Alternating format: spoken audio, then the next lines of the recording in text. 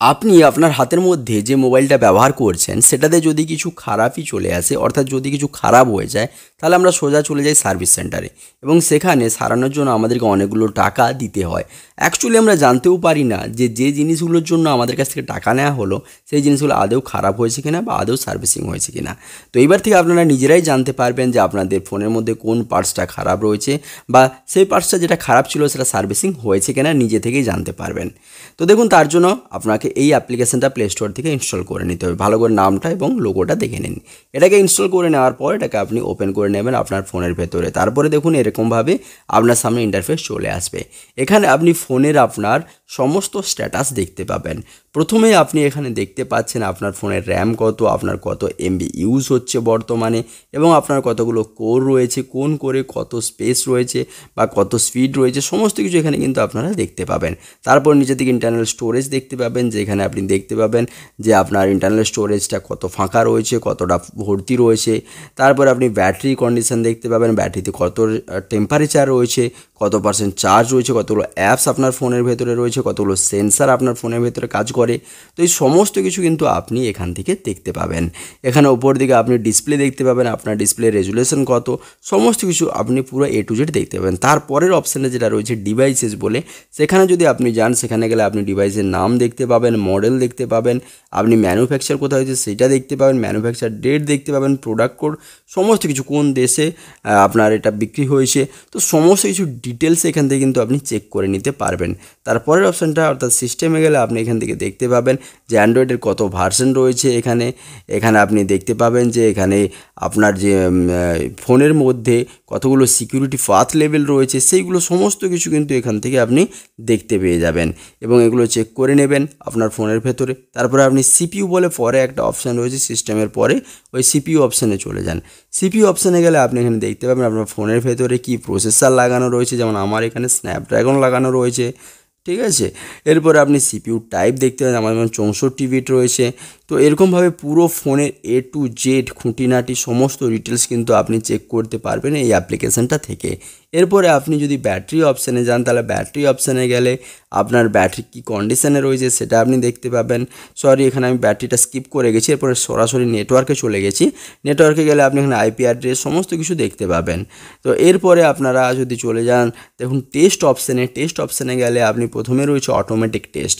তো এই সমস্ত যে টেস্টগুলো এখানে দেওয়া আছে এগুলোর দ্বারা আপনি জানতে পারবেন আপনার ফোনে কী খারাপ রয়েছে। তো অটোমেটিক টেস্টে দেখা গেল সবই ঠিক রয়েছে। একটা জিনিস, স্ক্রিন টাইম আউটটা আমার এখানে ভুল দেখাচ্ছে, মানে স্ক্রিন টাইম আউটটা আমি 10 মিনিট করে রেখেছি, তার জন্য এটা ভুল দেখাচ্ছে। এটাকে যদি আমি ফোনের যে টাইম সেট করা থাকতো সেটা যদি করে দিই তাহলে এখানে ঠিক চলে আসবে, এটা এমন কোনো প্রবলেম না। ওকে, তো এখানে মোটামুটি এই টেস্টটা করে নেওয়ার পর ব্যাক করে আমি চলে যাব। ব্যাক করে যাওয়ার পর এখানে যে টেস্টগুলো দিয়েছে এই টেস্টগুলো আমি দেখে নেব। এটা আমার প্রথমে হচ্ছে ডিসপ্লে টেস্ট, তারপরে মাল্টিপল টাচ টেস্ট। তো ডিসপ্লে টেস্টে যাওয়ার পর আমি নেক্সট বাটনে যদি ক্লিক করি তাহলে আমার ফোনটা কিন্তু এখানে প্রথমে ব্ল্যাক হয়ে যাবে। তো দেখুন এখানে ব্ল্যাক হয়ে গেছে। ব্ল্যাক হয়ে যাওয়ার পর এরপরে আবার দেখবেন হোয়াইট হয়ে গেছে। তো এগুলো হচ্ছে সলিড কালার আমাকে দেওয়া হচ্ছে, যে এই ডিসপ্লের ভেতরে আমি আর এই কালারগুলো ছাড়া অন্য কোনো কালার দেখতে পাচ্ছি কি না।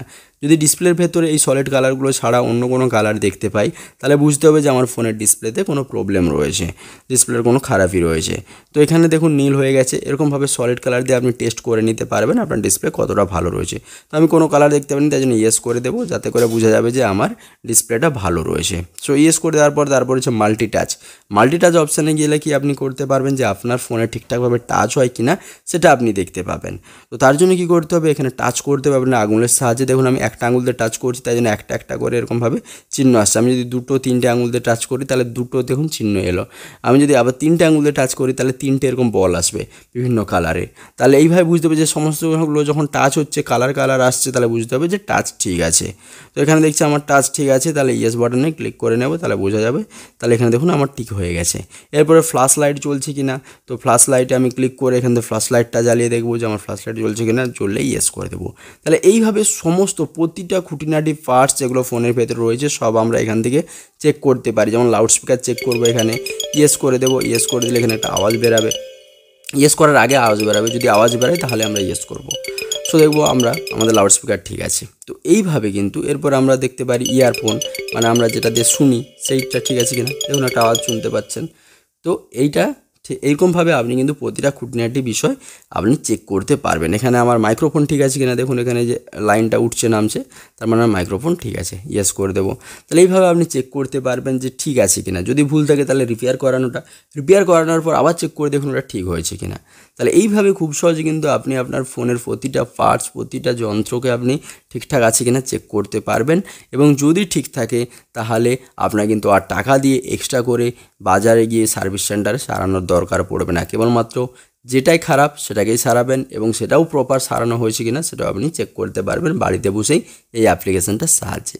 তাহলে বন্ধুরা, ভিডিওটি যদি আপনাদের ভালো লাগে অবশ্যই কী করবেন, ভিডিওতে লাইক করবেন। আর নেক্সট ভিডিও যদি কী বিষয়ে চান, আপনাদের কোনো যদি কিছু আমাকে পরামর্শ দেওয়ার থাকে অবশ্যই কমেন্ট বক্সে জানিয়ে দেবেন। আর বন্ধুরা, চ্যানেলটিকে সাবস্ক্রাইব করে নেবেন। ভালো থাকুন, সুস্থ থাকুন, আপনার সাথে দেখা হচ্ছে নেক্সট ভিডিওতে।